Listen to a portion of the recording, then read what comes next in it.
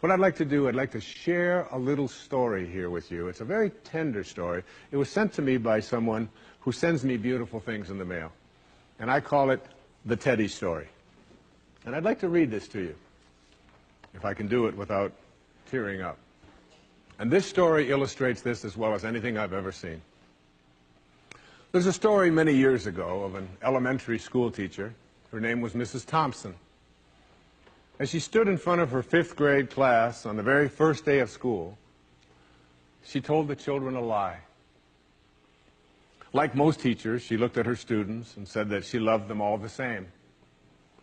But that was impossible because there in the front row, slumped in his seat, was a little boy named Teddy Stoddard. Mrs. Thompson had watched Teddy the year before and noticed that he didn't play well with the other children, that his clothes were messy and that he constantly needed a bath. Teddy could be unpleasant.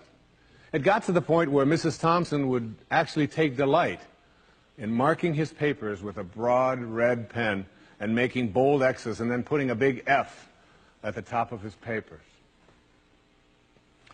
At the school where Mrs. Thompson taught, she was required to review each child's past records, and she put Teddy's off until last.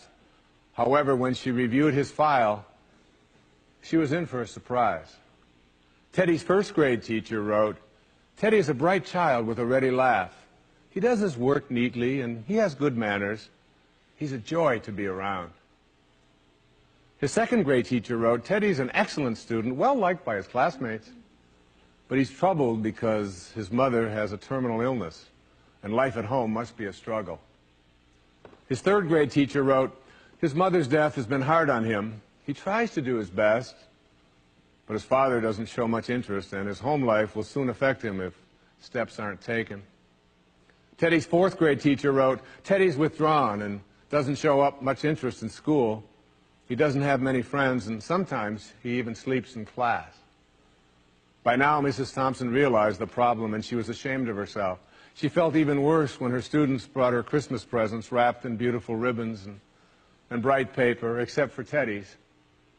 His present was clumsily wrapped in heavy brown paper that he got from the grocery bag. Mrs. Thompson took pains to open it in the middle of the other presents. Some of the children started to laugh when she found a rhinestone bracelet with some of the stones missing and a bottle that was 1/4 full of perfume. But she stifled her children's laughter when she exclaimed how pretty the bracelet was, putting it on and dabbing some of the perfume on her wrist. Teddy Stoddard stayed after school that day just long enough to say, "Mrs. Thompson, today you smell just like my mom used to." After the children left, she cried for at least an hour. On the very day, she quit teaching reading, writing, and arithmetic, and instead, she began to teach children. Mrs. Thompson paid particular attention to Teddy. As she worked with him and his mind seemed to come alive, the more she encouraged him, the faster he responded. By the end of the year, Teddy had become one of the smartest children in the class, and despite her lie, became one of her teacher's pets. A year later, she found a note under the door from Teddy telling her that she was still the best teacher he ever had in his whole life. 6 years went by before she got another note from Teddy. He then wrote that he had finished high school 3rd in his class, and she was still the best teacher he ever had in his whole life. 4 years after that, she got another letter saying that while things had been tough at times, he stayed in school and stuck with it, and would soon graduate from college with the highest of honors. He assured Mrs. Thompson that she was still the very best and favorite teacher he ever had in his whole life. Then 4 more years passed, and yet another letter came. This time he explained that after he got his bachelor's degree, he decided to go a little further. The letter explained that she was still the best and favorite teacher he ever had, but now his name was a little longer. The letter was signed Theodore F. Stoddard, M.D. But the story doesn't end there. You see, there was yet another letter that spring. Teddy said he'd met this girl and was going to be married. He explained that his father had died a couple of years ago, and he was wondering if Mrs. Thompson might agree to sit in the place at the wedding that was usually reserved for the mother of the groom. Of course, Mrs. Thompson did, and guess what?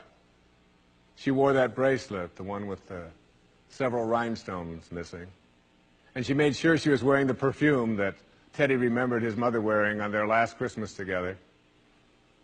They hugged each other, and Dr. Stoddard whispered in Mrs. Thompson's ear, "Thank you so much for making me feel important and showing me that I could make a difference." Mrs. Thompson came with tears in her eyes and whispered back, "Teddy, you have it all wrong.